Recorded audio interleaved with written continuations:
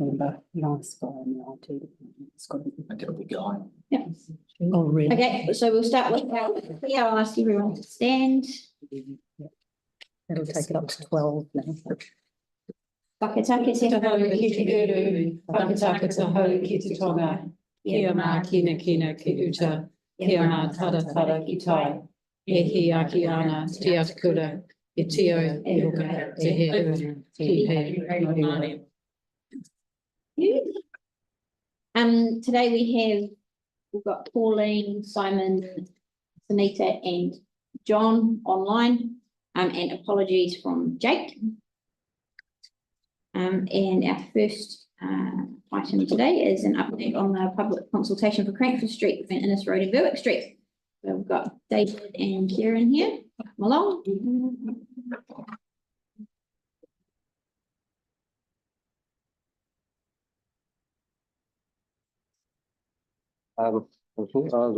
The notice. Afternoon board again, and the chair. How are you? Yeah, I haven't been here for a while, so today Karen and I are going to give you an update on the pre-consultation briefing for Crankford Street between Innes Road and Berwick Street. Do we need to turn the mic on? Yeah, it just makes it better. Yeah. So we are going to provide information on the following topic. Firstly, is a background information. Then the options we have investigated and options for public consultation. Then we are going to talk about consultation tactics, then the post-consultation briefing and decision-making process. The next page.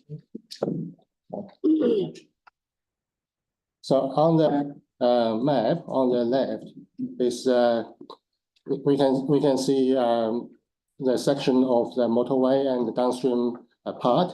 So the part highlighted in orange and red is a CNC motorway opened in December 2020.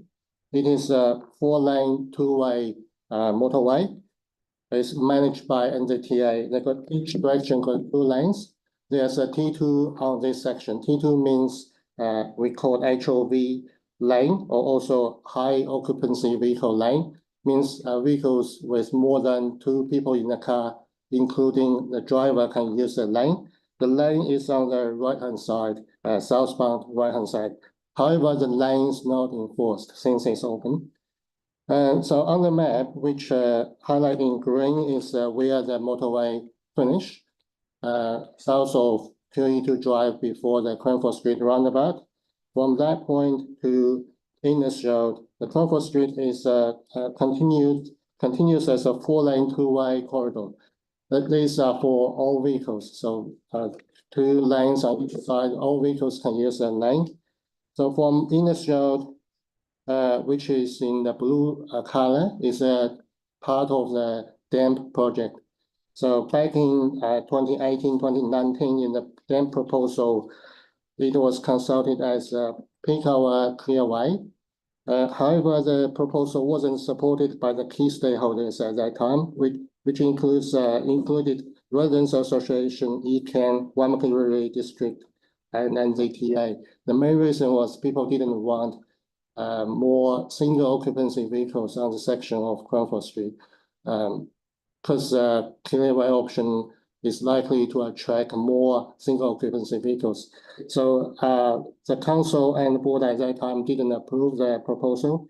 Instead of that, we have been doing a peak hour bus lane trial since February 2021. So currently there are 7 buses per hour during the peak hours using this section of Crankford Street. So this section, the bus lane trial has been in place for 3 years. So we are going to provide some more permanent solution. So that's a section we are going to make consultation.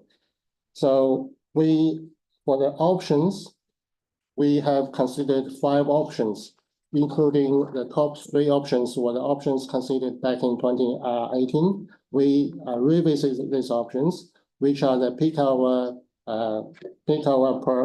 priority lanes. So the lane, the width are almost same, very similar it's all depend on what kind of type of vehicles we are located on these priority lanes, whether it's bus lane or for all traffic, or for T2, which means vehicles with more than 2 people in the vehicles. So these peak hour lanes will be only say for in the AM peak and PM peak. So out of the peak hours, it will be parking with on-road cycle lane. And the fourth option we consider is the T2 extension, which means the T2 will be extended from where it ends north of the Crawford Street roundabout all the way to Berwick Street. NZTA, this is the one NZTA prefer to be investigated. So we have a joint study with them. So the fifth option is the urban arterial, which is an option with a single traffic lane on either side of the road without any prioritized lanes. So there will be a parking lane, permanent parking, and a cycle lane, and a flush meter in the middle. So the main reason of considering this option was because of the speed limit changes approved last year for Crawford Street. And this option can provide opportunities like pedestrian islands or more crossing points for people cross Crawford Street, and also easier for people right turn into the driveways. However, this option wasn't supported by the key stakeholders during the pre-consultation engagement, including the emergency services, residents association, ECAN, and the Waipapa Review. The main reason was that this option couldn't prioritize any like a bus or any traffic, couldn't promote any other traffic, and like the emergency vehicles, they say that they cannot overtake. It's not easy to overtake other vehicles if there's only one traffic lane. So this option wasn't continued. It started from the modeling stage. So I'm going to talk about those 3 options, highlight on the top. Those are the 3 options we are taking to the public consultation. The 4th option is not going to take to the public consultation. I'm going to mention the details later. So the first one for the public consultation is a peak hour bus lane. The set out is really similar to the current set out with some minor improvement. There's to extend the merging lane further south of Innes Road to make the traffic flow better.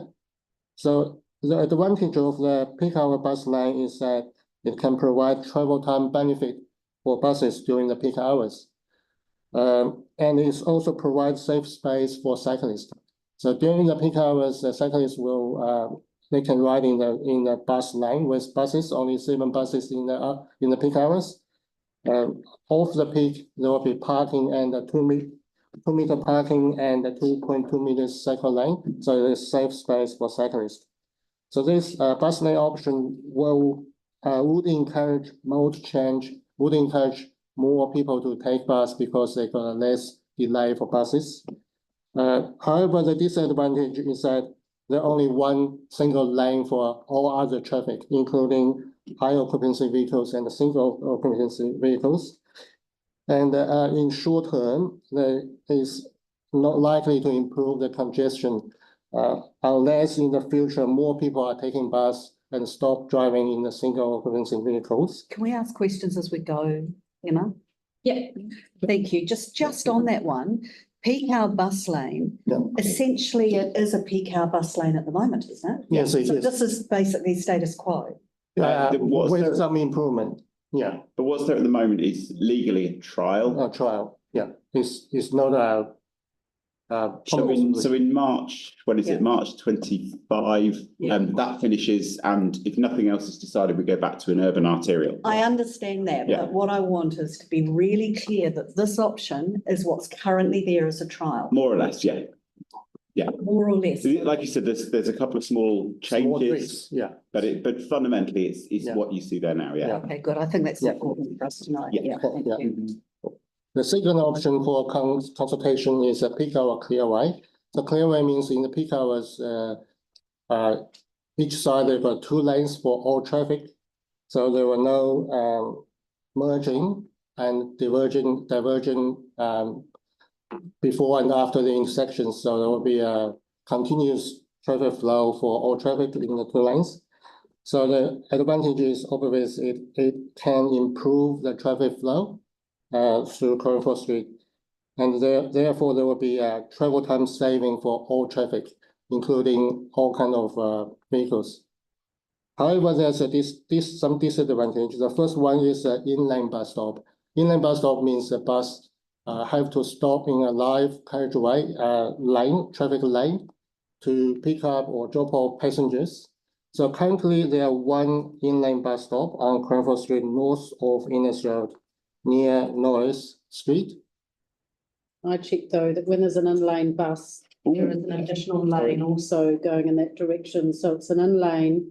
Inline, yeah, Carriageway. yes, that's opposed to correct. An in-lane on a single carriageway. That's correct. Thank you. That's correct.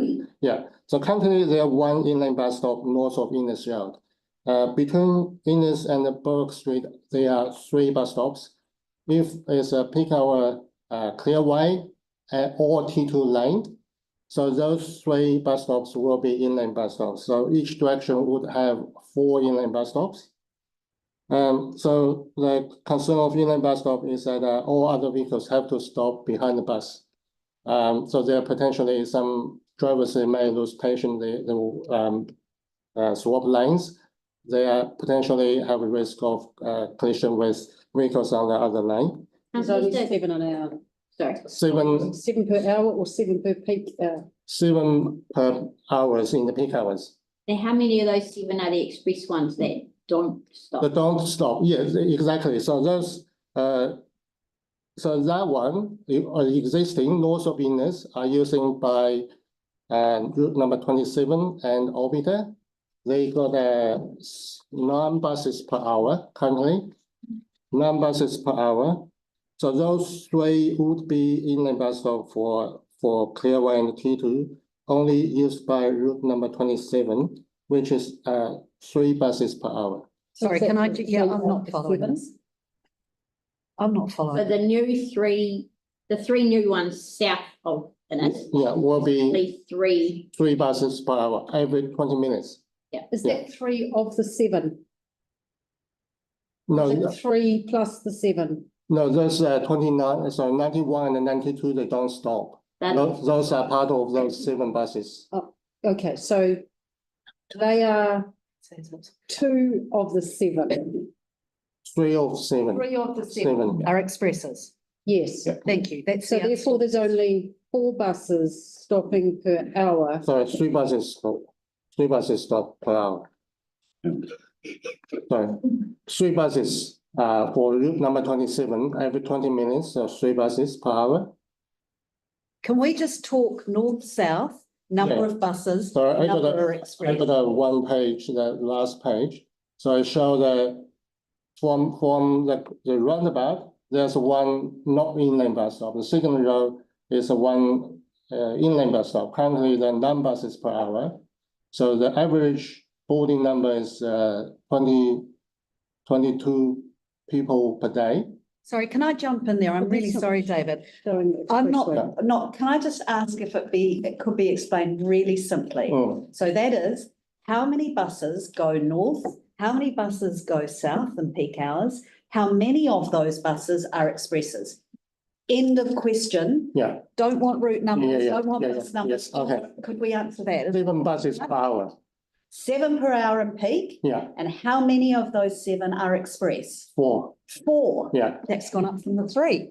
Okay, Yeah, so that's right. 4 of the Yeah. 7 are expresses. yeah, And the peak hours are 4 to 6 one side, yeah. 7 to 9 on the other side. 7 to 9 on the other. Okay, that's answered my confusion. Is everyone else all right now? Yeah. Great, thank you. All right. We come back to clear, yes. And another disadvantage for Clearway is that it's the least safe option among those 3 options. Because cyclists, on-road cyclists, they have to share the same lane with traffic, which is a curbside lane. And the curbside lane would have more traffic during the peak hours. And Cranford Street, the footpaths both sides are quite narrow, so the pedestrians getting closer the traffic will getting closer to the pedestrians. Can I ask, have we got any stats on bike users on that road? Yes, we got a 20 southbound on-road cyclists in the morning peak, in an hour. 20 cyclists, 20. 20, yeah, 20 cyclists. 20 cyclists per hour in the peak time. Yes, AM peak, southbound on Cranford Street. So that's 40 cyclists in the total time. Yeah, roughly, yeah. Okay, thanks.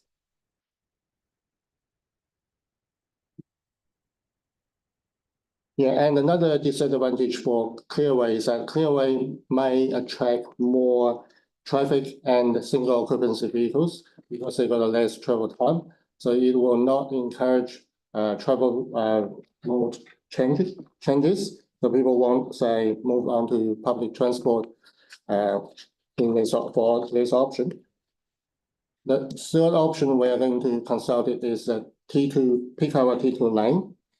So peak hour T2 line is for buses and ride sharers in the peak hours for vehicles more than 2 people in the car. So this option, the advantage of this option is that travel time saving for all traffic because some high occupancy vehicles move into the T2 line and got less vehicles on another lane compared to the Clearway. So both lanes got less travel time. It would encourage ride sharing because vehicles on the T2 lane would travel faster than the other lane. So people, if they want to travel faster, they may think about car sharing.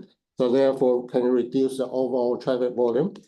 And it's more flexible in traffic management in the future. So if the congestion getting worse in the future, the T2 lane can be upgraded to T3 lane easily just by the sign changes.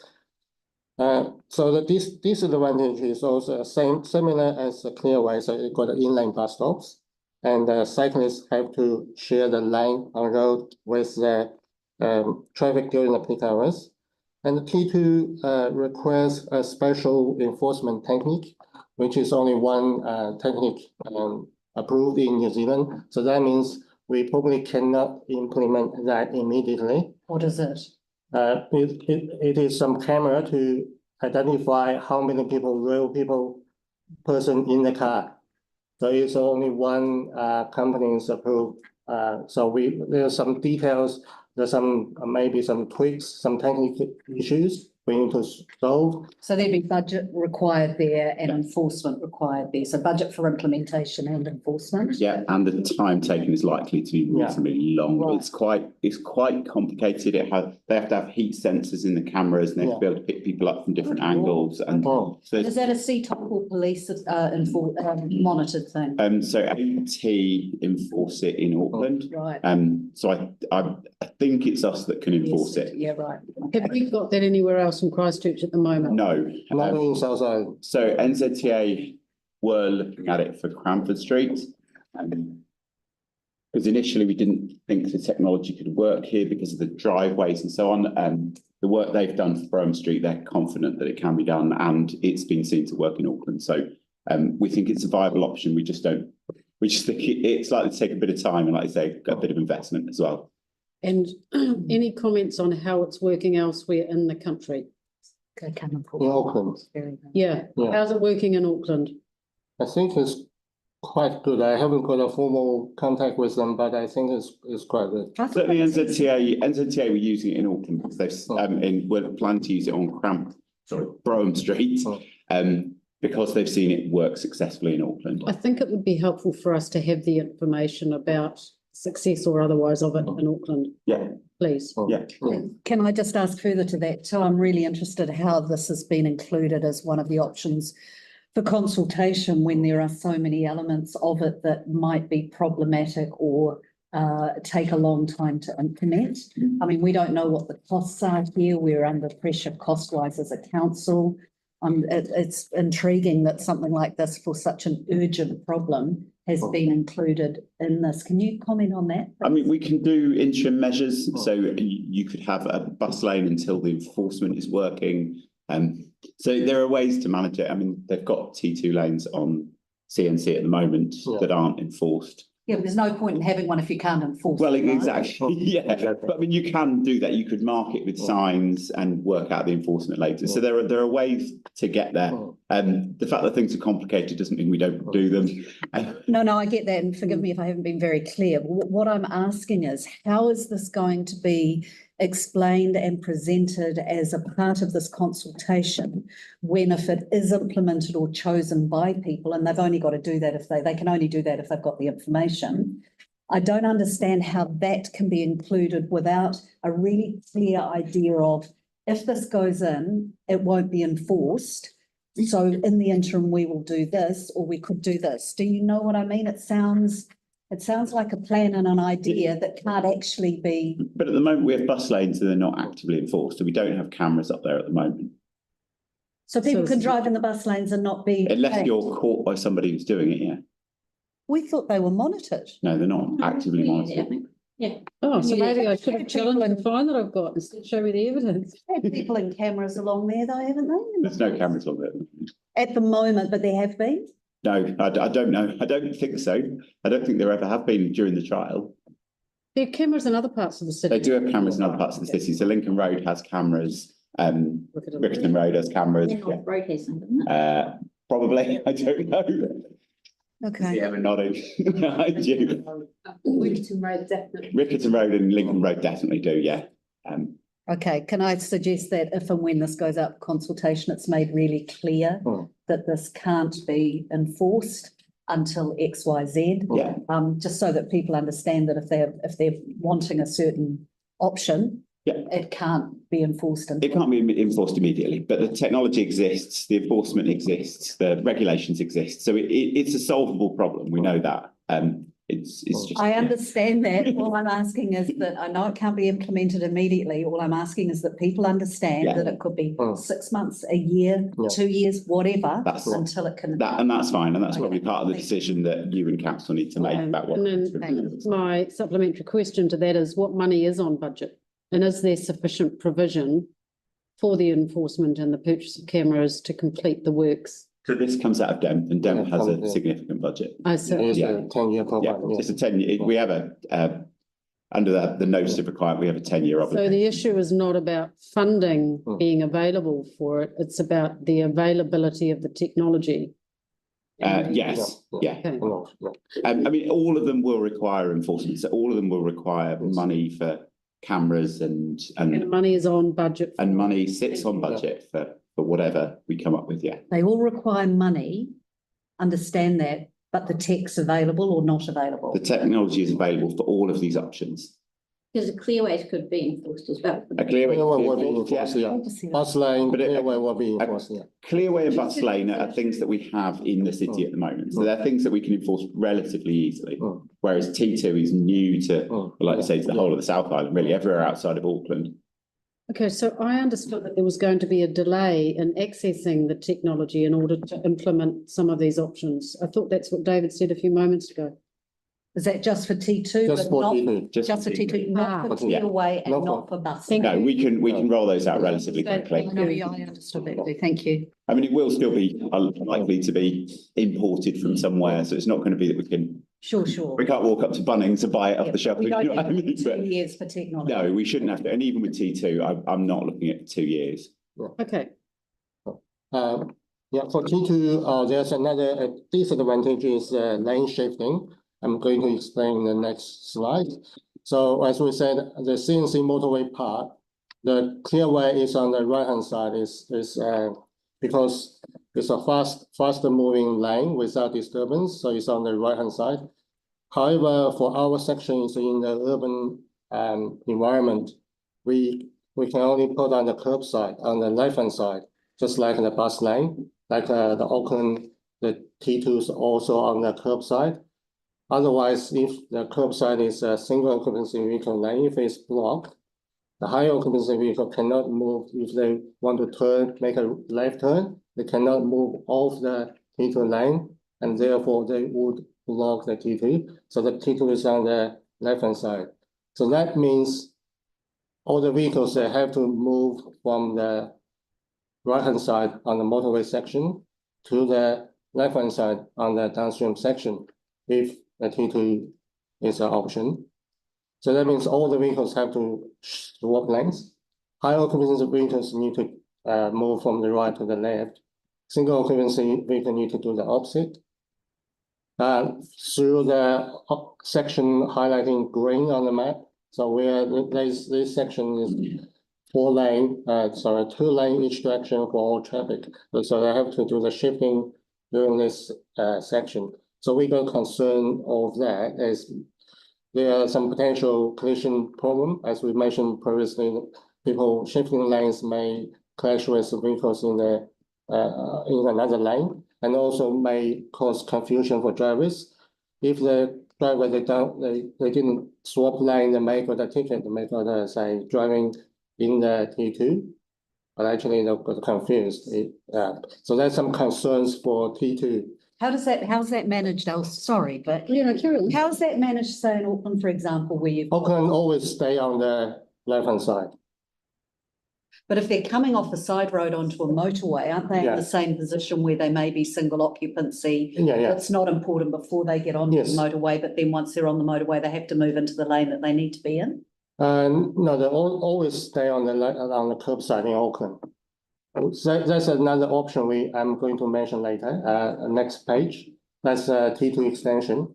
So Sorry, if you have 3 people in a car yeah, and they're coming off a road, an urban road and onto a motorway, Mm. as they move onto the motorway, the T2 lane will be on the left, right? Is that right? Mm. So if they've got 3 people in the car, say 1 person, Yeah. they're coming onto the motorway, they've got 1 person in the car, they have to move from that left-hand lane into another lane so they're not in the T2, right? Yeah.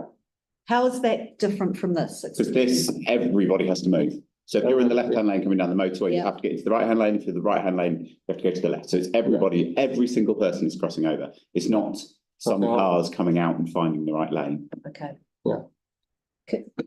Yeah, I'm slightly confused. Are you saying that our T2 lane is going to be in the right or on the left? On the left. On the left. for our section will be on the left, yeah. Okay, and can we safely assume that most of the transport coming down this corridor is actually commuter traffic? Yeah. So you're not going to see a lot of vehicles. So let's say they're coming from CNC coming into town in the morning. You're not going to see a lot actually turning off and going off to the left roads because they're actually passing through. Mm. So if that assumption is correct, there may not be a hell of a lot of movement from the outer lanes to the inner lanes to exit. If this is a thoroughfare. No, I think most traffic will continue from the motorway onto Cranford Street, continue southbound to the city. Yeah, So if that's the case, they have to move, because currently the T2 on the motorway is on the right-hand side. But in Auckland, they always stay on the left-hand side. so you're saying that the T2 on the motorway is on the right-hand side? I Yeah. thought you just said it's on the left. No, so our section would be on the left and on the Our motorway it's section. on the right. So if you're coming in from Waimakariri Yeah. with your 2 friends, Got it. you go down the right-hand lane and then somewhere between the end of the motorway and the beginning of our section, you'd have to move from the right to the left, and Yeah. everybody sat on their It's own would confusing. move from the left to the It right. is, Why yeah. are we doing that when that's not what normally happens? Because NZTA is really put on the right-hand side. That Because was all when the motorway Yeah. was designed, it was designed that way. Okay, so There so were what am I reasons saying? behind So it. why do What we was that? need to change? Why can we not leave it the same? Yeah, that's another option Yeah, I'm going to talk about. that is on another. That's the other option is a T2 extension. Yeah. Sorry. A T2 extension is NZTA's consideration is to all the way from the north, Kapoi, all the way to Burke Street. So by doing that, the T2 will be on the curbside, on the left-hand side, all the way from the north. Does it make I sense? thought we said it was on the right-hand side. Yeah, so Yeah. that's the point. So they would look to swap it They from the are right to going the to left. swap that. If the T2 extension, if extended, would you mind just popping back to 3.4, please? Yeah. Just quickly. Right, T2 lane, right-hand side. Oh, God's The sake, find it. reasoning behind it being on the right hand Yeah, side, yeah. so that when traffic's entering the motorway, Yeah, it comes in. it doesn't have to cross over the T2 Yeah. lane, it just stays. because it's on the left going over the Waimakariri Bridge, it's Yeah. on the left. Yeah. So it's already changing from the left Yeah. to the right.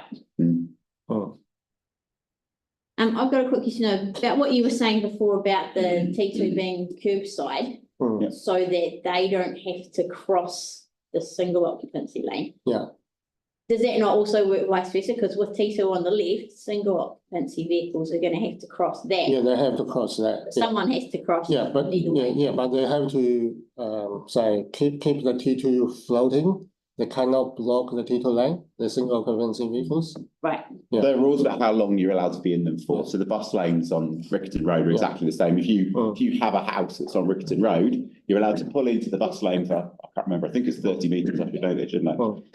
And then go in. And that was part of the enforcement challenge that Auckland had to go through, is all these people live along there and they want to be able to pull in and then go into their house.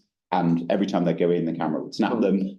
And so there's quite a big bit about how long you can measure people in the lane for, as well as all the complications of measuring the numbers of people and not picking up dogs and all the rest of it with the enforcement. Yeah. So there's been quite a lot of work that Auckland have gone through over quite a long period of time to get to the point they're at now. Kieran, I bet you look forward to drafting the consultation. We've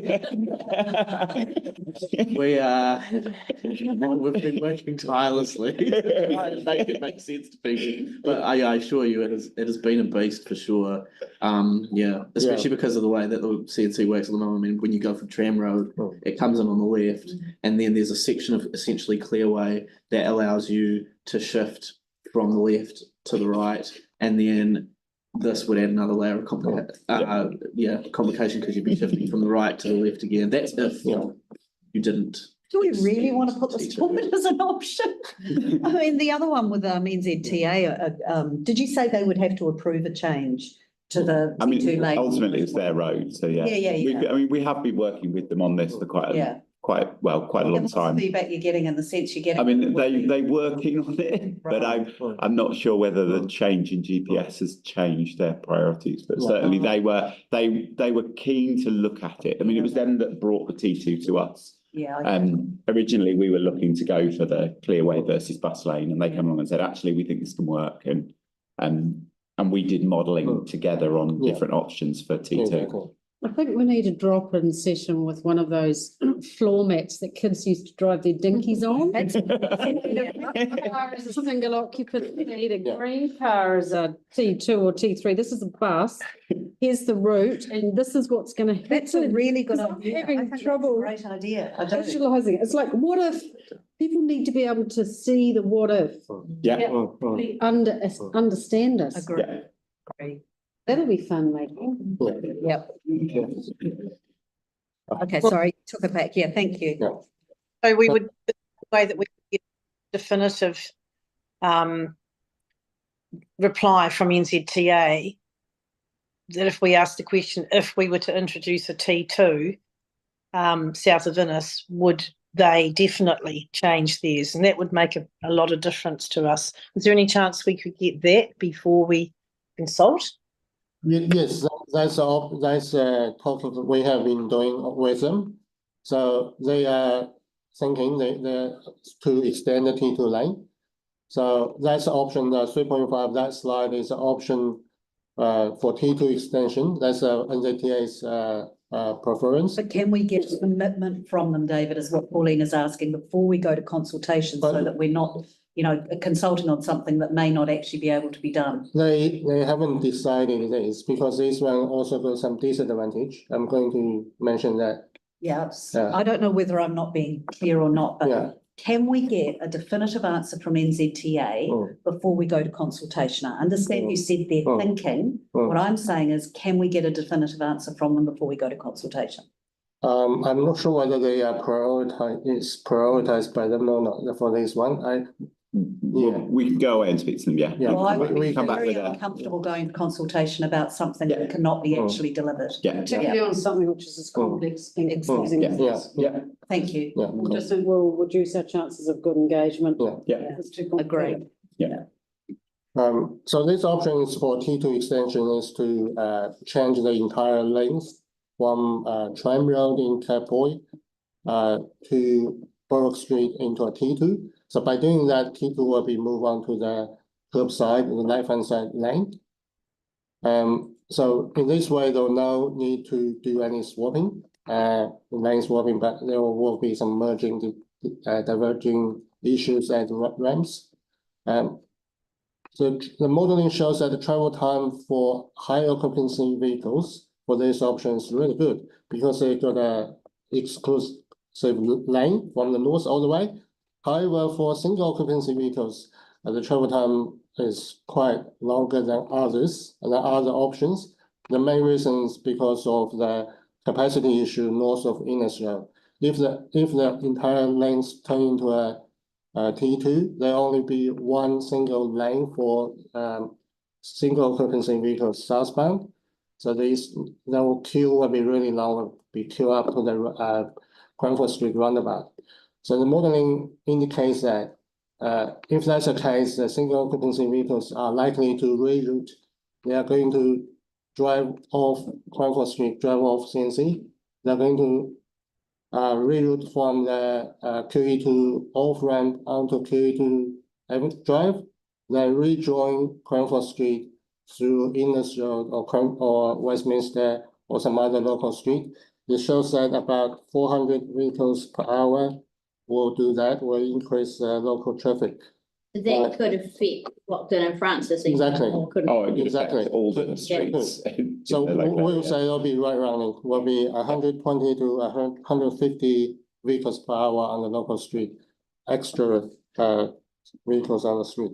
But this option is not in the consultation, but we modeled what NZTA was keen to be investigated, and we are presenting the outcome to you. So there are some other additional changes applied to all the options, which including the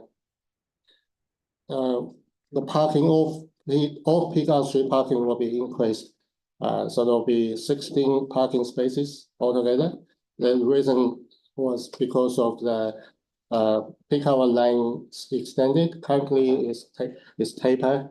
Taper will be removed by extending the lanes. So we'll have more parking off time. And we are also going to make a safety improvement for Cranford Street intersection and English Park crossing by doing a high friction color surfacing on the approaches and upgrade the electric signs at Cranford Street Westminster intersection to support the current no right turn during the peak hours. So the reason was that the safety concerns from St. Albans School and St. Albans Catholic School. We have a meeting with the principals to talk about their concerns around their schools. So they are slightly different. Like a Catholic school, their concerns are more concentrate around their schools, like the major cycleway stuff. So those are being is on the way. It's been managed separately. For St. Albans School, their concerns are more on Cranford Street, Westminster intersection, English Park crossing, and Westminster Courtney Street intersection. Westminster Courtney Street intersection is not on Cranford Street, so we are not going to put it into this consultation. Will be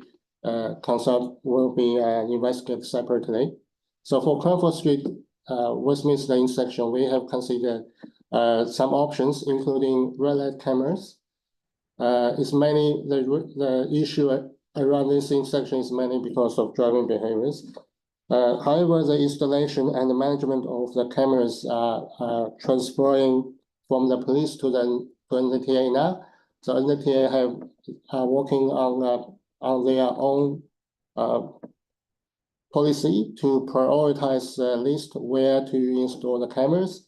So we haven't got a further confirmation. So red light cameras, we're going to go back to in the future when they got more details. I would look whether we can install these cameras. Sorry, David, can I interrupt you? Red light cameras, you mentioned the budget that's available under the DEMP work. Yes. Red light cameras and the implementation of them. Yeah. Can you explain the responsibility and the approval of it with regards to NZTA versus council and the DEMP budget?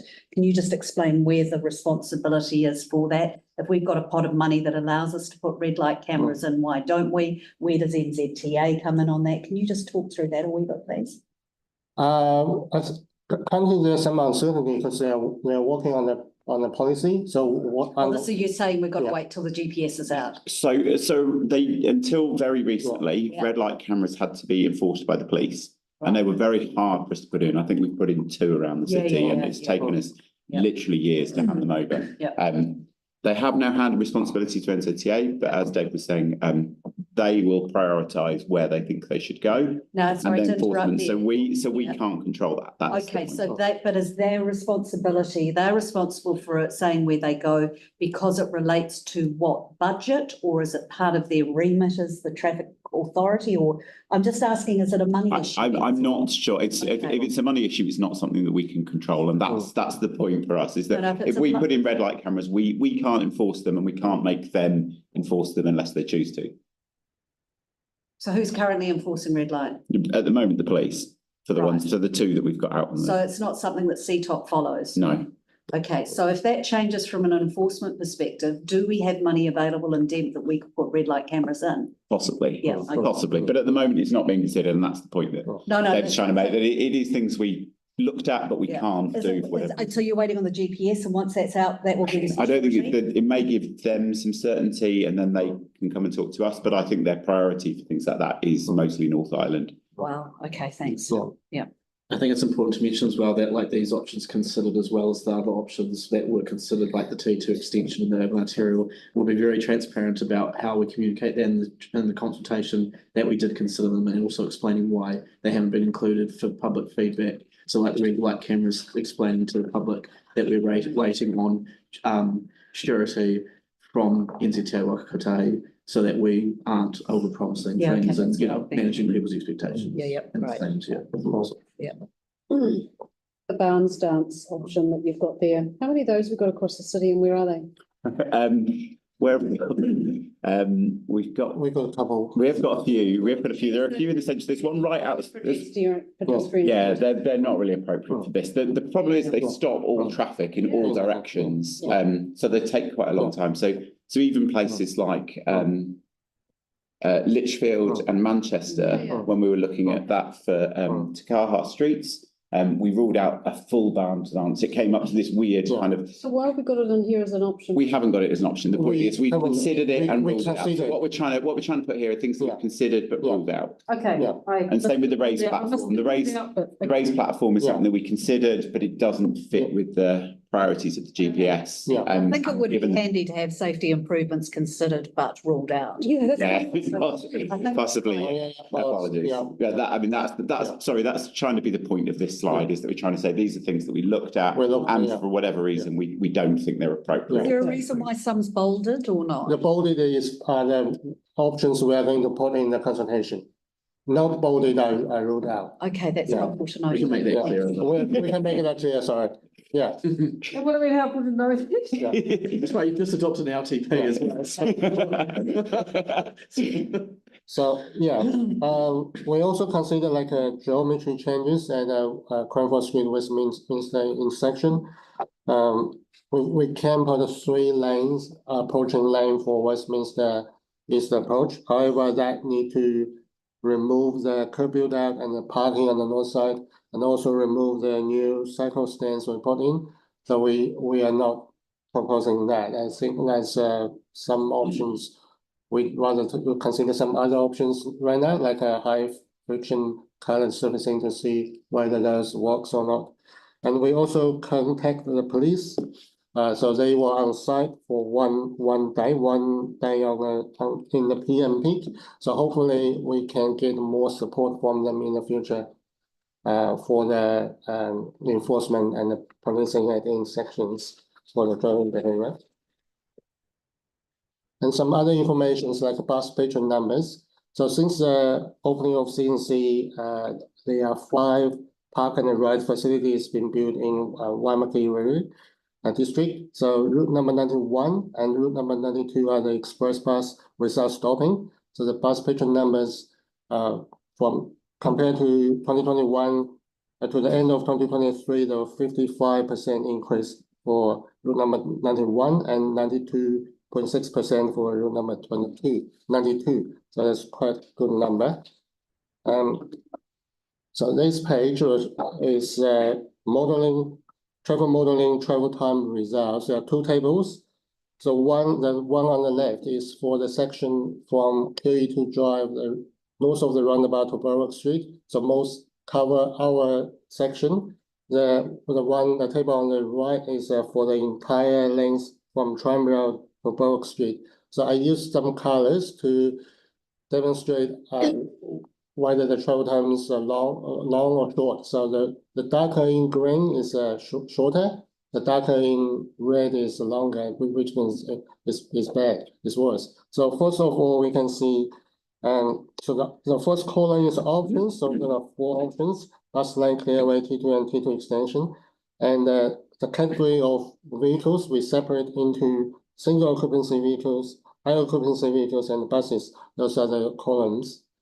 So firstly, we can see the bus travel time are almost very close among those options. So that means it doesn't matter which option, the bus travel time are really close. Especially the table on the right hand side shows for the entire length, the difference is only 0.1 minutes. So that means bus travel time is really close among the sections.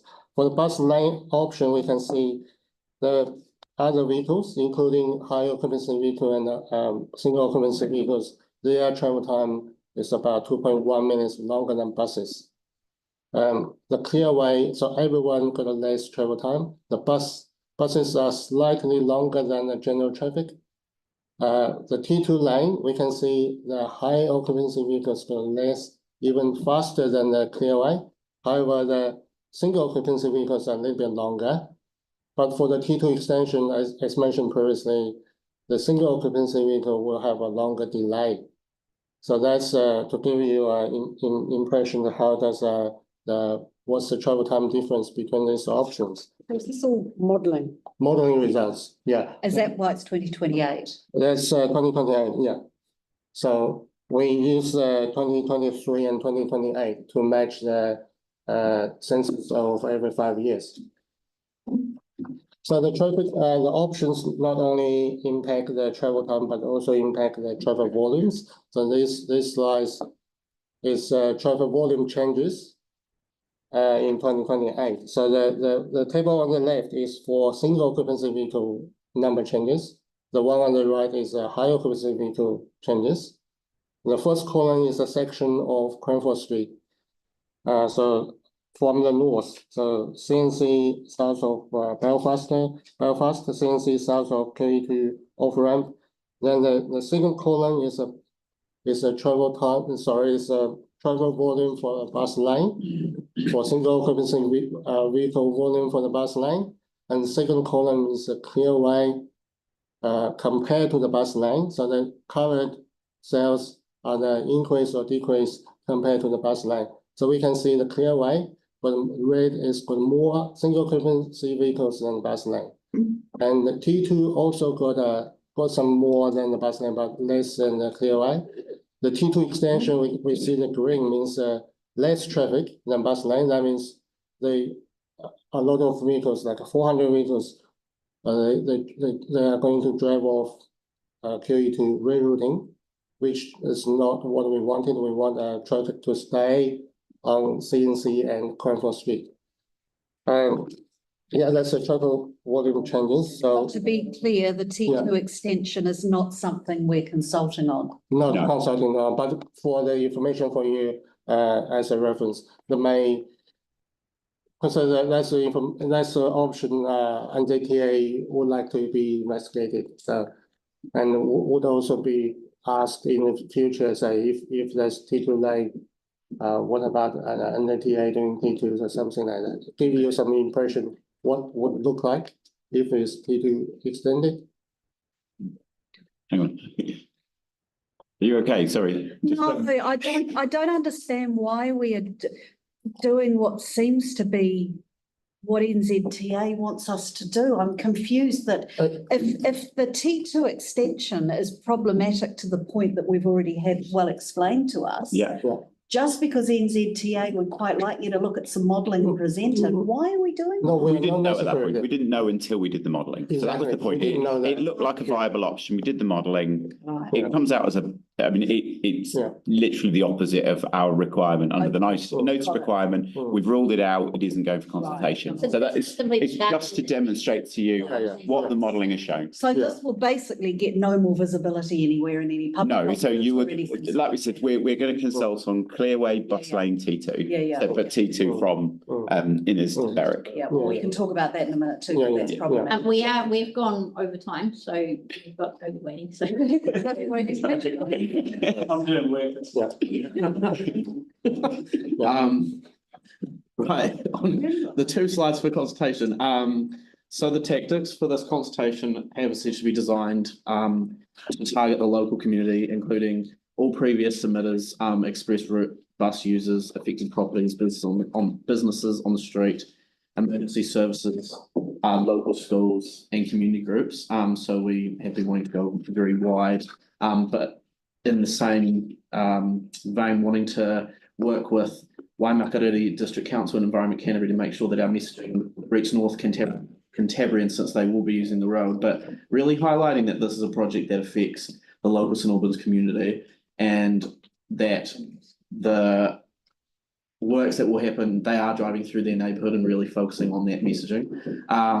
We're planning on hosting a webinar workshop to target wider audiences, but it's also a good opportunity to provide a recording for anyone who wants to have technical information broken down to them, as I think we're very credited. It's a very technical project and requires, I think, a lot of it would be a good opportunity for people to be ask us questions, to be able to just break things down and get that kind of T2 aspect, especially, I think, will be really invaluable to be able to explain to people.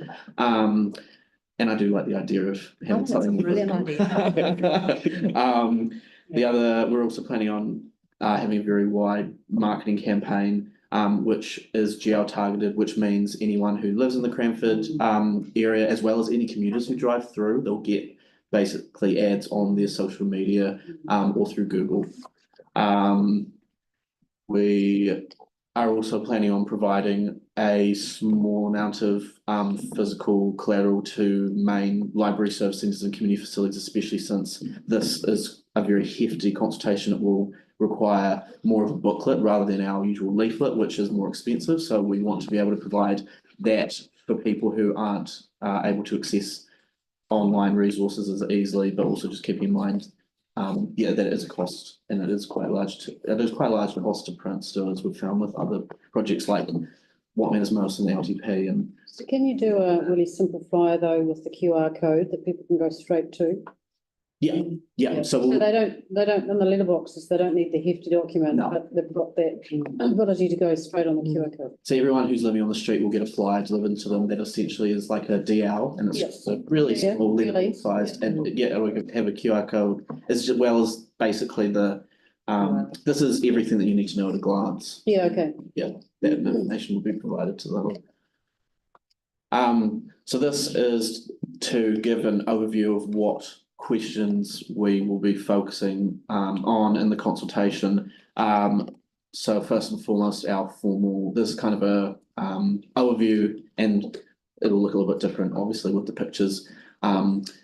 But asking people, so we have a standard format where we ask people what they like about a specific aspect of the project, what they don't like, so that we can get that really rich qualitative data, as well as asking people after those questions which option they prefer. And that's going to be a ranking system, since ranking gives us much higher quality of information rather than if submitters just picked one option. And there's also the opportunity for all submitters to let us know any additional information. They can make comments on any part of the project that they see fit. We also will be providing a quick poll option on the consultation for people who aren't interested in providing a formal submission. And this again follows our new standard process, and it's treated as supplemental sentimental information when we report on that. And that's been highly effective on our recent consultation on Marine Parade, where the results that people have given us have been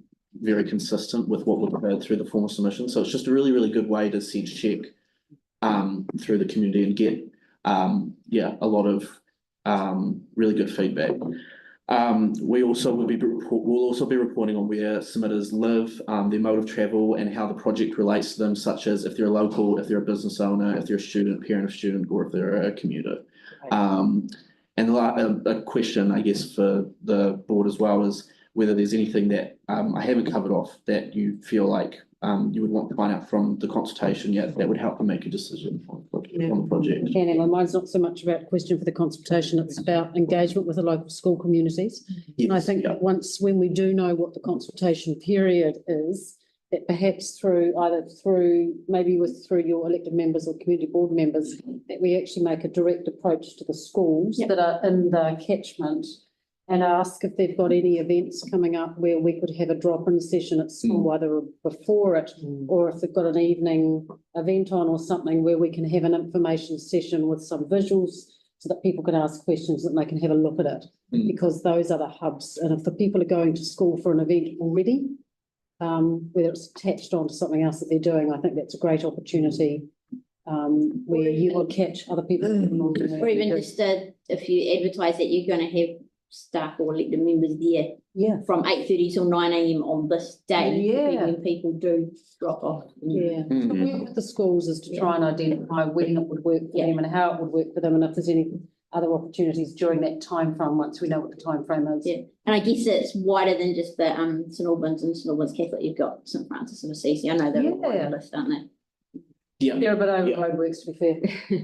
Yeah, that's a very good point. Schools are one of our biggest conduits during consultation. They're an invaluable resource. So Particularly when you've got parents and families hanging around before and after school, that they're there anyway. It's something for them to look at while they're waiting. Set up an English car park. Okay. I could sit at my driveway, it's just down the road. Great to hear about asking where people are from, where they live, where they travel, I think that's really important information.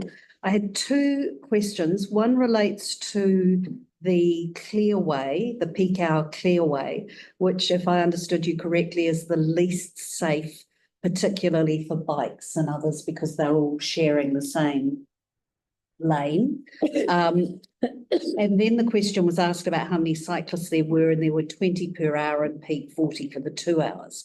What I'm wondering is, have you given any consideration to assisting cyclists to use another route? Now, the reason I ask that is we're all very big on getting cars and drivers to be using other routes and to be thoughtful and work with others on the roads. But for this number of cyclists in this area, compared to the number of vehicles we have in this area, and we have cycleways within a block and a half, have you thought about looking at addressing that?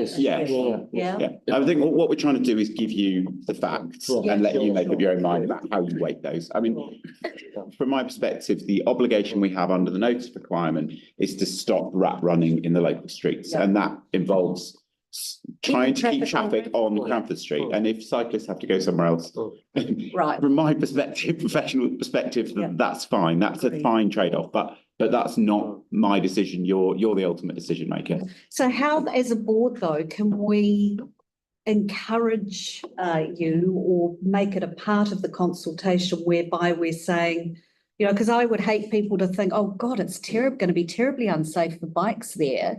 Why couldn't we have that kind of conversation where we go, well, there are 40 cyclists over 2 hours, and we could look at alternative routes for those cyclists. I mean, The thing is, the routes there, my personal experience is using Cranford Street and at that peak time, the cyclists that use it are going to use it no matter what. They're the confident. They're the ones who will take the lane and it's not going to be rerouted anymore. If I could speak to that as well, we're addressing that in the consultation. So part of our communication around explaining the different advantages and disadvantages of the routes is explaining, having a section on cyclist safety and essentially addressing that right next to Cranford Street, very short distance away, is the Papanui parallel Yeah. cycleway. And so that will be front and centre, and being able That's to perfect. basically explain to Perfect. the public. And improve Exactly. signage Yeah. and so on. I mean, that might be the way that we manage it. It's also a good promotional way of promoting that this amazing cycleway we've got. Yes, get which, away. like you say, it's Yeah. a block And away. sorry, just quickly, finally too, that the T2 option that we're consulting on, I still feel really uncomfortable about that, given the issues that T2 is going to cause. Yeah. So I'm just interested in what the rest of the board thinks about that. Why would we even go down that path if it's as problematic as I'm hearing it is? Why don't we just keep this really simple and go for a bus lane bus lane peak hour or a clearway peak hour? I don't understand. We heard from the community during the last consultations that they like that option. The local community, yeah. They were more in favour of that than a clearway. Okay, so, and I understand that, and that basically came from the Residents Association primarily. But what I'm saying is there were other options that were looked at here that our team dismissed because it wasn't appropriate. So I don't understand why it would be any different for the T2, even though there were members of the public that wanted it. If our team went, this is hugely problematic because of X, Y, Z, just as you've done with the Barnes dance, with the raised platforms and so forth. What's the difference? It's our experts here that are going to make a call on whether that is something we should be consulting on or not. I mean, we put the options forward, we asked the public, ultimately you're the decision makers and you Yeah. make that decision. The information about the problems that here. So stuff like the T2 extension, we ruled out because it goes against the notice of requirement. Yeah, It sure, no, it no, I get completely that. fails to meet those. Yeah. So I mean, could we ask And the other members of the board who are online? Because to me, it seems a complete waste of energy and time and so forth. If we've got three options consulting on where one of them is hugely problematic and our team believe that, regardless of whether there were some members of the public that wanted it or not. Pauline, Simon, Sunita, John, anything to contribute? Yeah. I don't know if it's actually hugely problematic. I mean, that didn't seem to be insurmountable. I don't know. I mean, it sounded to me like, you know, NZTA might come to the party or actually prefer it. It's a little bit vague.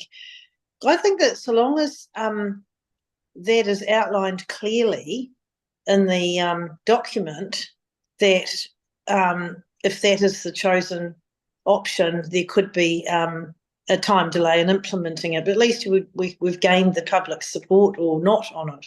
We've got the idea. I think as long as we're clear about it, I'm comfortable with that. Yeah, that it may cause driver confusion, potential violations and collisions. Yeah. Yeah. Oh God, I don't know.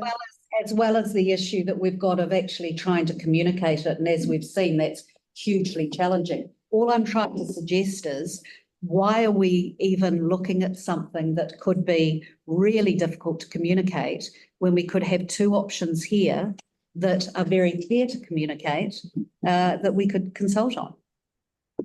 But that confusion and collisions was only if NZTA didn't switch their one over, wasn't it? And Okay. is that correct? Yeah. Well, if you want to rely on that and hope for that, then that's to me adds to the confusion in the consultation. Can I add that I don't think we should leave that to chance or hope. I think that we should be very clear in relation to the timing of this, that we need to hear back from NZTA if we're going to go out with this option as a realistic option.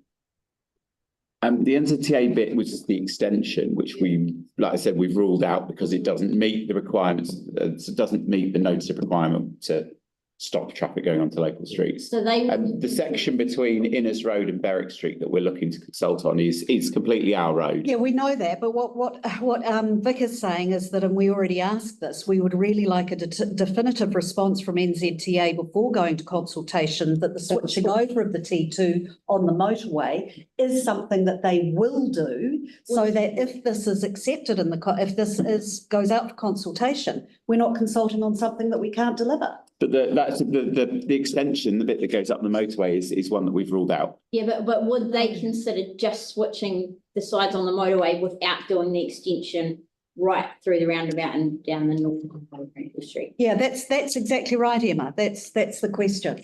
Because if we don't have that, we're going to have the switching over and the problems that you've highlighted. Okay, we can ask that question. I mean, the other thing we were just discussing quietly in the corner is about if we could try and get a safety audit on that T2 lane and come back with you with some professional opinion on the level of risk there is there. Because again, what we're trying to do is highlight risks. We're not necessarily making a judgment call on them. No, I agree. I think that's very helpful. Simon, you've got your hand up. Oh, thank you. Just a couple of things on that. One is I'm pretty sure PKRT2 was one of the options that was consulted on last time, and I don't remember any issues sort of communicating the options then. Certainly the advantages, disadvantages I remember were covered in that. Yeah, I'm comfortable with the three options going forward. And this is just my regular reminder, like I say, in some of our workshops. We're not here to make decisions. This is here for staff to share information with us. So we're getting into dangerous territory if we're trying to direct staff in this forum. No, I'm sorry, I don't agree with that, Simon. We've got three options here that staff are presenting to us that are going up for consultation. No, but we're not making decisions here. No, I'm not making a decision. I'm responding to what Simon said. If as a board, we feel that the three items that are going up for consultation need to be questioned, or as we've just heard, and thank you very much for that, a safety audit will help inform that, then as elected members, I think we're quite within our remit to raise concerns about some of those elements. So we can't make a decision. I'm not making a decision, and I'm wanting to not consult on one of them. That's making a decision. You wanted the board to make a decision, not to consult on the feedback. I was asking the question and asking for feedback from the board. Okay, so if we could get their safety audit, that would be helpful. That's really good. Thank you. Yeah. There's nothing else as well, Simon? No? No, that's it. Thanks. Okay. Is that it from you guys? Yeah, that was my section, yeah. Emma, could we see, that's interesting, someone raised that point about the T2 being consulted in the previous round. Have you got the feedback on the consultation on that you might be able to forward to us through our board team? We will. Yeah, we can find it. That would be From the most recent. Yeah. Or what Simon was mentioning there with the T2, I'd be really keen to see what people's feedback was on that, just as we move forward with it. Yeah, I can try to compile some information, send it to Mark. Just a little bit. Yeah. There are already reports that are on our Happy to Say platform that I can try and source. Yeah. Thanks, great. Through Mark. Cool. Thank you very much for that update. And yeah, we'll look forward to getting those. Sorry, can I just add one thing before we move on? This is the main reason I came here. So ultimately, you're the decision maker, but if you pick any of those three options, T2, bus lane or clearway, a part A will go to council because it will become a special vehicle lane. So how do I put this politely? I have concerns about the level of risk that this board could make one decision and council could make another, and we end up in a very difficult situation. And I don't know how we manage that, but I want to flag it as a risk to you as part of your decision making. We're doing the decision making. We've got the meeting on Monday where we'll have that conversation, and then I'll go back to the members after our meeting so that we've got a plan moving forward. That's fine. And discuss where all delegations sit and how we do that, especially if we get a lot of deputations or what that is. So. That's fine, but so I just wanted to flag that as a risk too. Can I check then on the timeline in terms of when you'll have that safety audit done for us? It probably won't be a full safety audit because I don't think it needs to be. It needs to be a comment from a safety professional on that, because otherwise we'll get into this drive looks like this, and that's not really what you need to know. We can probably turn that around fairly quickly, I would think. Can we come back to you? But I think we can probably turn that around fairly quickly. About what is the next step and when? Well, you had planned the consultation for the end of July, right? We had planned the consultation for the end of July. Yeah, we were booked in for next week to do a information session to council, but 2nd of July, all the information sessions have moved out by 3 weeks. So timing, we will have to look at. I'd quite like to stay on track as much as we can, because I'm concerned that the trial that we have for the bus lane will run out in March. And if we start to push the timeline more and more and more, and like you say, the complication, because there's likely to be a lot of deputations and the Part A, we could really run into trouble with timeline wise. So as much as we can, I'd like to try and stick to the time. So we could get that safety order before, in plenty of time before this goes out. Yeah, okay. yeah, we'll make sure that comes to you before we go out. Yeah. Thanks. Yes. Can I just point out one last thing on that around the decision making? Back in 2020, when the trial was decided, the board did not support the bus lane option. The board supported status quo, and then when it went to council, it was the council that supported the bus lane, which was not in line with the board's recommendation. So, there is precedent for one decision-making body to recommend one thing and the council to support a different one. Mm. Right. Thank you very much. Thank you. Thank you. Thanks, guys. See you. Toby, you're being really patient. Yeah, apologies, Toby. Cool. No worries. No, I didn't do something else. Welcome. Cool. Is that on? Yep. Is that on now? Yes. Cool. I will race through this because I think, firstly, I don't think this board has a lot of tree related issues or a lot of applications for tree removals from members of the public. We could. Would. In the river streets particularly, Yeah. the really large trees, the roots, the overhead lines. That'd be right, Pauline? Yeah, I know we've got some for power lines, but I don't see them come through as often, but that's okay. That's the whole purpose of this process anyway. So the reason I'm here today is to talk to you about council's process for removing trees. Just a bit of a warning, the first few slides look bureaucratic and complicated, but it all simplifies as you get past that next step. I think this is the first time I've actually been here in person. So anyone who doesn't know me, my name's Toby Chapman, and I'm the Urban Forest Manager for Christchurch City Council. I'm based in the Parks unit, but I am largely responsible for things like the tree policy, urban forest plan, district plan, and those sorts of things. So I have a broad overview on the process, hence me being here to talk to you today. Go to the next slide.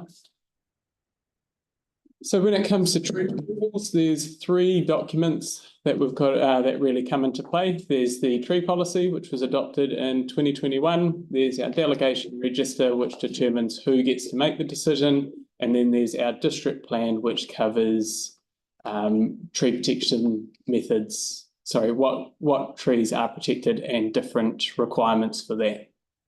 Cool. Slide. So the tree policy that was adopted in 2021 has 4 main sections. The section we're mainly focusing on today is section 4, which largely outlines when we decide to remove trees and what we will remove them for. That can be split into 2 main, I suppose, components. There's tree removal, which is a majority of them, and that outlines when we will remove trees as part of our normal tree management. So trees for health and safety reasons, trees for projects, trees for pest management and that sort of thing is all in the main component. And then we've got another part of it which refers to requests for removal from members of the public. So they're the removals of trees that we wouldn't normally undertake as far as our normal management goes. The next document that we need to abide by is the delegation register. So the delegation register really is the document that outlines who gets to make the decision. So when it comes to tree removal, the board has delegation to remove trees as long as it is within the policy. So your restriction on removals as part of the board is that it needs to align with the tree policy. You can't make decisions outside of that. And you also don't have the delegation to remove trees that are structurally sound, unsound, or unhealthy trees. So if you click again, you'll see. So can you repeat that? Yep. Click one more. Here we go. So the board has delegation to remove trees in line with policy, but you don't have the delegation to remove trees that are structurally unsound or unhealthy. I know that sounds odd. It doesn't mean you can't remove a tree that is structurally unsound or healthy. You just can't remove it for that reason. And the reason for that is staff have that delegation. So if we have a look at the tree and we go, yes, it's structurally unsound or unhealthy, we make that decision. So we have to make a request to you to assess it. Yes. So that's an expertise issue, right? That's an expertise. So that avoids things like member of the public going, this tree's unsafe. Yeah. And we go, no, we think it's safe. So you can't go, well, no, we're going to say you need to remove it because it's unsafe. So that falls to staff to make that delegation. Yeah. And there's a few other little ones like vehicle crossings or if it's a safety issue and things like that.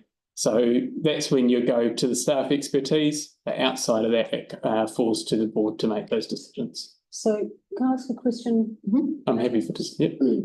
So I have got a specific example that I would like to raise just so that I can try and work my way through this. Yes. But before I do this, is there a cost associated with this? So if a resident comes to us and raises an issue, and as a board we go, oh, heck, that is a safety issue, we're going to need to have a look at this, we're going to make a request to staff, and you have to make an assessment, who covers the cost of that? That's in our normal business operational costs. So in our contract, we have built into all of our tree contracts, there's a CSR request. So any member of the public can call and raise an issue and someone will go and assess the tree. So that's all part of our normal contract, our normal operational budget. If we had to do a more detailed report, which is very rare that we get into that kind of level of reporting, then that will generally be covered by our normal budgets. However, later on, we talk about the board's ability to allocate costs to someone who requests a removal. And the thinking behind that was, there's a long background to the tree policy. So anyone who's been in council for a long time would have heard the long story with trying to get this tree policy over the line. And one of the sticking points was there was a drive to make members of the public have to pay for any requests that came through. Yeah, I think it was 27 years in the making, tree policy like that. Something like that. Yeah, I hear different. That's the longest one I've heard, but it's quite possible. Yeah, I heard 15 years when I started that it had been going for 15 years. So one of the pinch points was the fees. So if a member of the public requests that a tree be removed, there was a push to say that that member of the public should have to pay for the removal. What the tree policy now does is it gives the board the decision. So you have the decision to pass those costs on to the person who makes the application. One of the examples I use where I do think there's a case for charging it on to the applicant is we might say, you might approve the tree to be removed. We'll go, yep, we can remove it, but we're not going to have a crew in the area for another 3 months, or, we haven't got budget in it this year, but they can do it next year. The resident may go, well, I'm happy to pay for it. And then that could be where you could hand the charges over to the resident and go, well, if you're willing to pay for it, then you can get it done sooner. That's an example. That help to answer your question? Well, when we're ready, I'm going to ask you a specific example and see if you can help me work through it. Absolutely. Yep. Is that okay to do that now? We can go through this because some of this might answer some of your questions. Yeah. Yep. So the other part sorry, just remember Victoria live stream, so you have to keep thank careful. you. Thank you. Yes, thank you. I'm not going to ask it, but I can do it without giving details away. Yeah. So the other component is the district plan. So I'm sure all of you are familiar with chapter 9.4.1.1.P6. Where any tree that is in the open space area that is over 10 metres is protected, and any tree that is over 6 metres in the road corridor is protected. There's a couple of areas that aren't. So Banks Peninsula Ward is not included in that, and within the 4 avenues, that doesn't apply for the street trees. What that meant was all of our trees are protected essentially, and a resource consent was required to remove a tree. That was really useful, I believe, when we didn't have the tree policy, because there was a process to go through to determine whether a tree should be removed. The tree policy now is more clearer and has a better process. And some of the issues we were having was if someone went and got a resource consent to remove a tree, they would then come to the community board, and the community board would feel pressured to approve it because they'd already gone through the resource consent process. The planner never wanted to approve it until it had gone to the community board. The community board would then be in a position where they would be trying to approve it without them getting a resource consent. And what was often happening was sometimes the removal would be approved, but subject to them getting a resource consent. The person wouldn't want to get a resource consent, and then they'd just keep coming back to the board. So it didn't end up being particularly helpful. So if we go to the next slide, our solution for that is we've got a global consent. So this global consent allows us to now remove trees in those situations as long as the application has been made by the resident to the relevant delegated authority. So it'll go to yourselves, or it'll go to council, or it'll go to staff, depending on what the reason for the removal application. The application has to meet the conditions of the tree policy, and there's three main conditions for members of the public to apply for removal, which we'll go through in a slide soon. And the tree removal needs to be able to be undertaken within the council's routine maintenance and renewal project. So we don't want to have something go through a global consent and get approved if we don't actually have the budget for it. So we want to ensure we've got that budget available as well. They need to replace the trees as per the policy, which is 2 for 1 or 20%, or the canopy replaced within 20 years. And the global consent can only be used for a maximum of 5 trees per consent. So that means you can't use it to remove a whole street full of trees. So that's where that limit came from. Same with the park, you couldn't remove all the trees in a park. You'd have to go through a separate resource consent process for that. And the reason for that? The 5 trees? Yeah. So when you're going for a global consent, one of the things they tested on is, would that decision be notifiable? So they need to have some things in place, and notifiable really comes down to the impact of that decision. Gotcha. So if you had it open, so with the global consent also, one of the tests for the global consent is to see if they met all those conditions, how likely it would be for them to actually get a consent to be granted anyway. So it doesn't really reduce the impact of the resource consent, it just reduces the requirement for them to actually go through the resource consent process to try and streamline it. So it still requires yourselves to make the decision, or whoever the delegated authority is. We do have another global consent for projects, which we have used in the past for larger tree removals, and that's usually as a project where there's a few more things and checks and balances. So those are the 3 components that we've got to account for, and this is the process for a tree removal, basically what we do. So the first thing we do is we assess the tree. So an arborist will go and have a look at the tree. The arborist will provide advice on the condition of the tree and determine where that delegation for tree removal sits. So if it's an unhealthy tree, it'll sit as staff delegation. A report is written, it goes to the head of parks because he's got the delegated authority, and he can approve it. If when they look at it, it doesn't fall into staff delegation and it falls into the community board, so it still meets the conditions of the tree policy, a report will be written, it will come to the community board to make your decision. If it falls outside of the tree policy, which we've had the occasional one almost get to this point, then it goes to a full council. So council has the ability to make a decision outside of the tree policy. So that's that third way it goes. But what the purpose of this is, right at the top there, staff will do all the assessment, they'll do all the checking, they'll check the tree, They'll do all the background work to see where that should fall and see where that should go to. So by the time a report comes to you, you can have some assurance that it meets the tree policy, because they're not going to bring a report to you with a tree removal request that doesn't meet the conditions of the tree policy, and that you're in a position where you can make that decision. I don't know how many more slides there are. Oh yeah, tree removal requests. So within the tree policy, there are 3 main categories for public to request trees: human health, property damage, and other issues. There's criteria for each of those. We have a web page that we direct people to. They can click on that page. It has all the information on when we consider removing a tree, when it comes to the public. If they click on either of those, it details what they're required to provide to meet those conditions.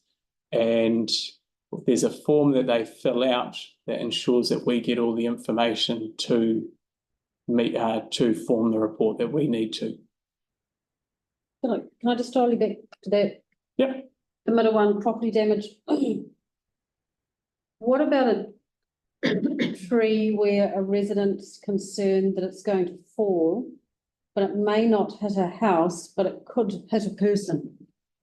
It doesn't fit in either of those categories. No, because this is only for public removals. So public requests for removal. So they can still put in a ticket to go, hey, I'm concerned about this tree. That would, if we went and had a look and they went, we're worried it's going to fall and hit someone, we would assess the tree, and that would be that staff delegation to determine whether we would remove it for health and safety. So we assess the structure there. So it's only, this really only comes into play when the tree's healthy, there's no issue from a tree management. But property damage, there's a good point that you've just raised there.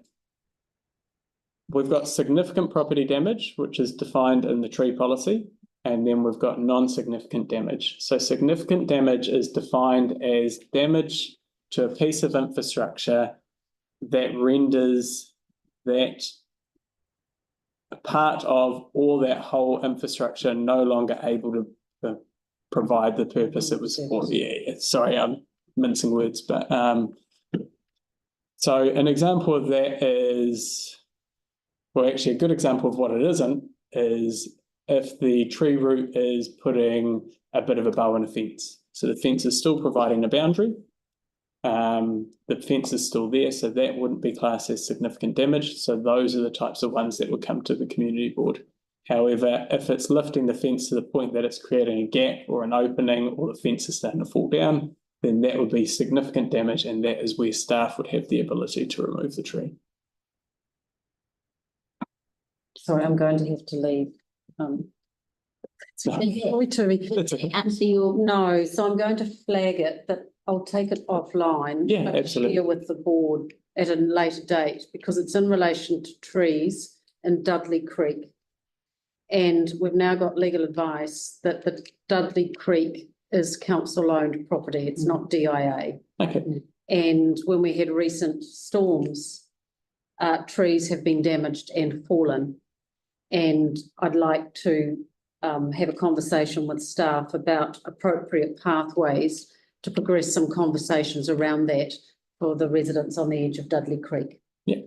So if I can just. Yeah. Could I ask that question there quickly while you're on that? How far from either the edge or the centre of the creek does the tree have to be before it's no longer owned by council? Oh, good question. I don't know. I know there's a cheeky thing that if a branch comes down and is connected to the tree, then we have to be responsible. If it's not connected, then Three Waters have to be responsible. Great conversation. This is a tree that's in the creek. Yeah. So, I'm not 100% certain, sorry. Well, we're going to know by the end of the Dudley Creek conversation, Pauline. yeah. Okay. Well, if we can actually include in the response to that, or even the memo, about trees on the edge of a waterway, how far from either the edge or the centre of the waterway, because I'm not sure where they measure it from, is it? I think it is. We had the same ours here. We had one on the edge and it had to be measured from the centre, but I can't remember the measurement. Know that. Maybe to take it Bring it all back to the board later. Thank you. Can I ask a question around delegations? I'm really interested as to why community boards are involved in this process at all. And I'm not saying we should or shouldn't, but why does that happen? Why is it a community board delegation?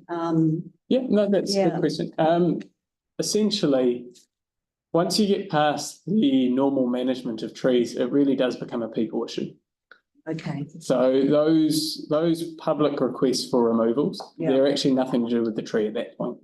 So the health one, it's not actually about the tree. The tree, we would not remove the tree for any maintenance, any management point of view. We've already assessed it on that. That is the direct relationship between the people and that tree. Shading is the same thing. So the other issues, which things like shading on the property, again, from a tree management point of view, there is no reason to generally remove the trees at that point. We've already gone through all of that. We've already looked at how it relates to the park, how it's used. So it really does come to that. Yeah. This is the impact on the tree. So sure, but it's still a pretty arbitrary decision, isn't it, as far as where the line is drawn, because you could argue that a lot of the stuff that consents deal with is a people issue too, you know, about, as you said, shading and building and things like that. So I'm really fascinated by the fact that this comes to community board, and it seems to me that there are reports that need to be written and time that needs to be taken where there could be staff in there that could make that decision, right? It hasn't worked out that way in the past. So that has been done in the past prior to this? The delegation, I believe, has always, no problem, sat with the community board. Right. But the problem has even been getting reports sometimes to the community board. It's been hard. Yeah, but what I'm saying is if you remove the community board from the delegations, Yeah. then it would reduce the amount of work that staff would have to do with regards to producing reports to go to the community board. Yeah, but I don't think you'd always get the best response, best result. Okay. Because you've got, what you're then relying on is an arborist such as myself, Right. who has a very strong focus on trees. Right. Yeah. I think the members of the public want to have something like a board being able to make that decision. Yeah. Yeah, okay. No, that's fine. I mean, what I'm thinking though is if you took it away from the arborist Yes. and you had other people in there who were dealing with the issues as the consents department does, for example, that could work. But I mean, that's a bigger discussion. I was just really interested in why it was coming to community board. Thank you. John, you've got a question? Yes, I do. Thank you. I'm still thinking about the top couple, just about a minute ago, talking about the direct and indirect effects of trees. And my example is, what if it's not directly the tree that's having the adverse effect on health or properties, but say birds in the tree that are defecating on property and causing a health problem. That's not the tree doing that, it's the birds, but the birds would not be there if it weren't for the tree. Does this fall under the ambit of under the remit of the tree policy? So there's a few things there. Before we look at tree removal, we look at pruning and alternatives. So we would always look at pruning back to the boundary and things. So alternative solutions. There is, under those three removal, different applications. One is for other issues, and that's where it's all encompassing and tries to capture those sorts of scenarios where, and there's a list of things that need to be met for it to be considered by the board, which may be in the next slide. Thanks. So there's those three. So the other issues, is there a slide after that by any chance? Can't remember. Yeah. So we've got health reasons, policy, local board make the decision, and then there's the consideration. So with that other issues, that's kind of the catch-all for the things that don't fall tidily into that health or property. And that's where, under the tree policy, it needs to meet all of those conditions for it to be considered. And then there's some other stuff that we recommend the board also consider as well when thinking about the tree removal, which is these.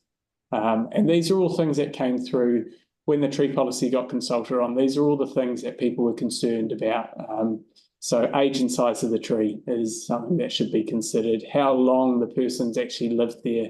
Did they know about it beforehand? You know, what's the useful life of the tree? Because there was also the other ones where the tree's probably going to outlive the people living at the property. Not outlive, but, you know, stay there for longer. Your average life cycle for someone staying in a property is something like 7 years, where trees live a lot longer. So those sorts of things are also in there for you to consider. Does that help answer your question? Yep. Yeah, I don't know if you know what John's referring to a particular street. I do know the street. Yeah, I know that one, and I know it's been riddled with issues. We would hope that the tree policy would help to get the decision for that. And I know about the birds, so I know we pruned back to try and alleviate some of that issue there. I guess the issue there is that it's not just one tree. No, it isn't. Yeah, and again, this is that great example of it almost does start to become that people issue, you know. Yeah. Cool. And then so if removal is approved, so if the community board approves the removal, so a report comes to you, and if the board approves it, then staff will schedule it in and we'll align it with other priorities. So generally we can turn these around pretty quick, but if we've had a storm event or something like that, there'll be more pressure on other things. Risky trees and health and safety will always generally be the higher priority, and then we'll work through the others. If the board declined it, then staff will continue to work with the resident to try and find alternative solutions. A lot of the ones that will come through, we will find alternative solutions. It's just that alternative solution is not always enough to make the resident happy. That's it. Thanks, Toby. Any questions from anyone? I think you've covered that really well. Yeah, it was excellent. Yeah, it's really good. Thank you. No problem. All right. Thank you very much. Thank you. We'll just quickly finish with our closing karakia. Una here, ki te uru tapanui, kia wātia, kia mama, te ngākau, te tinana, te wairoa, e te ara takata, hoiara e rongo, whakaria ake ki runga, kia tina, huie taiki. Everybody.